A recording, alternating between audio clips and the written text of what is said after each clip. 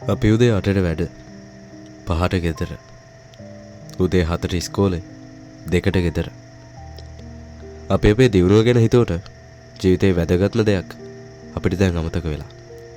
ඔව්. ඒ තමයි සෞඛ්‍යය. හිතුවද අපි කරන පුංචිම වැරද්දකින් වුණත් තව කෙනෙක්ගේ ජීවිතයක් නැති කරන්න පුළුවන් කියලා. කන ටොෆි කොලේ ඉඳලා කන බත් කොලේ ඉඳන් අපි පාරට විසික් කරනවා. හිතුව නැද්ද වාට වුණ පහසුව තවත් තැනකට අපහසුවක් වුණා කියලා? ඒ තමයි ඩෙන්ගු. පුංචි ළමයා ඉඳන් වැඩිහිටියම පිළිගත්ත මේ දෙයට දැම්මත් හිත තියමු. අද ඉඳන්වත් පුරුදු වෙමු. කන බොල දේවල් හරියට බැහැර කරන්න.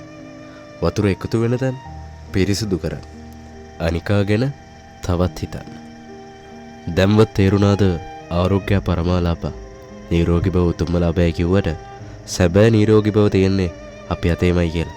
අපි කතා කරන්න යන්නේ මේ දිනවල වැදගත්ම මාතෘකාවක් වෙන ඩෙන්ගු රෝගයේ රෝග ලක්ෂණ සහ ඒවට අපි මොනවද කරන්න ඕන නැති කියලා. අපි ඉතින් මහා ලොකු ප්‍රතිකාර දැනගන්නවට වඩා වැදගත්ම වශයෙන් අපි දැනගන්න ඕන නැත්තේ මේ උණ රෝගය හෝ තද ඇඟේ මහන්සිය, ඇඟ රිදෙන ගතිය, මස්පිඩු වේදනාව, බඩබුරුලෙන් යාම හෝ වමනය දවස් 3ක් හෝ ඊට වැඩි දින ගාණක් තියෙනවා නම් වහාම වෛද්‍යවරයෙකු හමු වෙලා මූලික වෛද්‍ය ප්‍රතිකාර සහ වෛද්‍ය පරීක්ෂණ කිරීමෙන් පසුව ඩෙන්ගු රෝගය දැයි තහවුරු කර ගැනීම.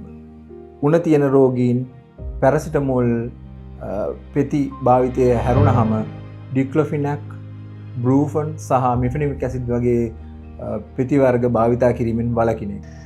ඉතින් අන්තිමට අපි ඔක්කොම එකතු වෙලා ඩෙන්ගු තුරන් කරමු.